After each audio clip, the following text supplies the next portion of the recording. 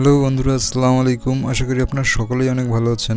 তো আজকে আপনাদের জন্য নিয়ে আসলাম হলো 10,000 টাকা বাজেট রেঞ্জের মধ্যে বর্তমানে বাংলাদেশের বাজারে থাকা সব থেকে সেরা একটি মোবাইল ফোন নিয়ে। বন্ধুরা, মোবাইলটি হলো আমাদের দেশীয় ব্র্যান্ড সিম্ফনি ব্র্যান্ডের একটি phone, Symphony Z45। Symphony Z45 মোবাইলটি মূলত সিম্ফনির আগের একটি ভার্সন সিম্ফনি Z33 এর আপগ্রেডেড ভার্সন। আর 10,000 টাকা বাজেটের এই ফোনটিতে আপনারা 4GB 64GB র্যাম রোম ভ্যারিয়েন্টের পাশাপাশি পেয়ে যাবেন ইউনি SoC T610 প্রসেসরটি। আর এই ফোনটিতে T610 প্রসেসরটি থাকার কারণে এই বাজেট রেঞ্জের মধ্যে এই ফোনটি একটি অন্যতম সেরা গেমিং ফোন হতে চলেছে। তো বন্ধুরা, আজকের ভিডিওটিতে সিম্ফনি Z45 এর সকল খুঁটিনাটি বিষয়বস্তু নিয়ে আলোচনা করব এবং ভিডিওর শেষে জানিয়ে দেব এই ফোনটি বর্তমানে 10,000 টাকা দিয়ে আপনাদের জন্য কেনা ঠিক হবে কিনা। তো বন্ধুরা, ভিডিওটি শুরু করার আগে আপনারা যারা এখন আমাদের চ্যানেলটিতে সাবস্ক্রাইব করেননি তারা প্লিজ চ্যানেলটি সাবস্ক্রাইব করে ফেলবেন। তো চলুন কথা না বাড়িয়ে ভিডিওটি শুরু করি। প্রথমে এই ফোনটির বক্স কন্টেন্ট হিসেবে থাকবে ইউজার ম্যানুয়াল, সিম tray ejector, plastic back cover, earphone, 10 ওয়াটের fast charger, USB Type-C charging port এবং সিম্ফনি Z45 মোবাইল ফোনটি। তো বক্স কন্টেন্টে ইয়ারফোন দেওয়ার জন্য সিম্ফনিকে তো একটি থামস আপ দেওয়া যেতেই পারে। ডিজাইন এবং বিল্ড কোয়ালিটি নিয়ে বলতে গেলে পলিকার্বনেট ম্যাটেরিয়ালে তৈরি এই ফোনটিতে ম্যাট টেক্সচার ফিনিশিং দেওয়া হয়েছে। গ্রিন এবং ব্লু দুটি কালার ভ্যারিয়েন্টে লঞ্চ হওয়া এই ফোনটি দেখতে হুবহু সিম্ফনি Z33 মোবাইলটির মতোই। পোর্টস অ্যান্ড বাটন নিয়ে বলতে গেলে ফোনটির ডান দিকে ব্যবহার করা হয়েছে ভলিউম রকার এবং পাওয়ার বাটন এবং বাম দিকে ব্যবহার করা হয়েছে সিম কার্ড ট্রে, যাতে দুটি সিমের পাশাপাশি একটি মেমোরি কার্ড ব্যবহার করার সুবিধাও রয়েছে।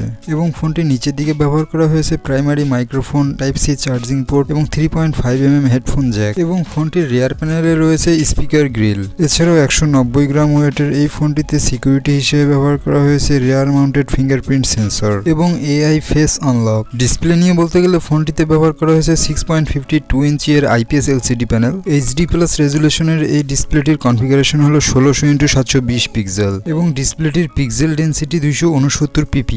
তো ওভারঅল প্রাইস বিবেচনায় এই ফোনটির ডিসপ্লে আমার কাছে ঠিকঠাকই মনে হয়েছে।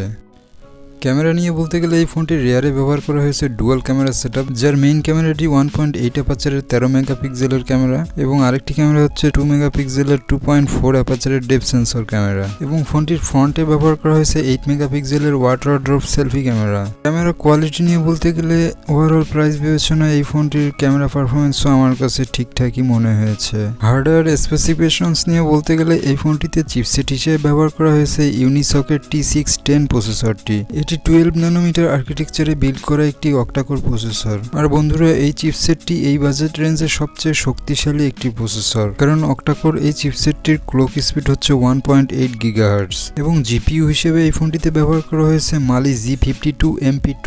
তো বন্ধুরা, আপনারা যারা 10,000 টাকা বাজেটের মধ্যে একটি গেমিং ফোন খুঁজতেছেন তাদের জন্য এই ফোনটি one of the best phone হতে চলেছে, কারণ এই ফোনটির গেমিং পারফরমেন্স এই প্রাইস বিবেচনায় এক কথায় অসাধারণ। ব্যাটারি এবং চার্জার নিয়ে বলতে গেলে এই ফোনটিতে ব্যাটারি হিসেবে ব্যবহার করা হয়েছে 5000 mAh এর একটি বিগ ব্যাটারি এবং চার্জার হিসেবে দেওয়া হয়েছে 10 ওয়াটের একটি Type-C চার্জার। এবং এই চার্জার দিয়ে ফোনটি ফুল চার্জ হতে সময় লাগে প্রায় 3 ঘন্টার মতো। র্যাম এবং স্টোরেজ নিয়ে বলতে গেলে এই ফোনটি বর্তমানে 4GB র্যাম এবং 64GB স্টোরেজে পাওয়া যাচ্ছে, যার র্যামের টাইপ হলো LPDDR4X এবং স্টোরেজ টাইপ হলো eMMC 5.1। আর বন্ধুরা, এই ফোনটির বর্তমান অফিসিয়াল বাজার মূল্য 10,190 টাকা। তো এখন আপনার মনে প্রশ্ন আসতে পারে যে 10,000 টাকায় এই ফোনটি বর্তমানে কিনবো কি কিনবো না। তো বন্ধুরা, চলুন জেনে নেই এই ফোনটির কি কি খারাপ দিক রয়েছে এবং কি কি ভালো দিক রয়েছে। এই ফোনটির নাম্বার 1 দুর্বলতা আমার কাছে মনে হয়েছে এই ফোনটির স্পিকার গ্রিল, কারণ বর্তমান সময়ে রেয়ার প্যানেলে স্পিকার গ্রিল আসলে আশা করা যায় না। এবং নাম্বার 2 খারাপ দিক মনে হয়েছে এই ফোনটির চার্জার। এই ফোনটির চার্জার যদি 10 ওয়াটের জায়গায় 18 ওয়াটের দেওয়া হতো তাহলে আমার কাছে মনে হয় আরেকটু ভালো হতো। অপরদিকে এই ফোনটির ভালো দিকগুলোর মধ্যে প্রথমে রয়েছে এই ফোনটির প্রাইস।